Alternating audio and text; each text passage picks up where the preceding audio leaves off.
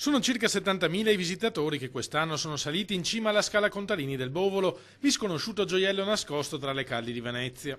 La scala è alta 26 metri e collegata all'adiacente palazzo tramite logge ed è uno dei più significativi esempi della transizione dallo stile gotico al rinascimentale.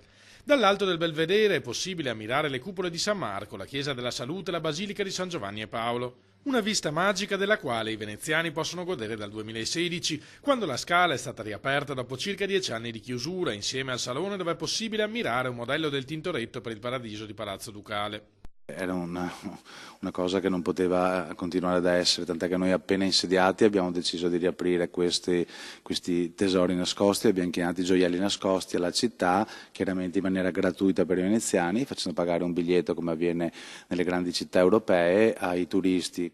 Visitatori che hanno portato un indotto economico non indifferente ai proprietari dell'immobile, l'istituzione di Recovery ed Educazione, ente pubblico di assistenza e beneficenza che si occupa soprattutto di fornire case agli anziani.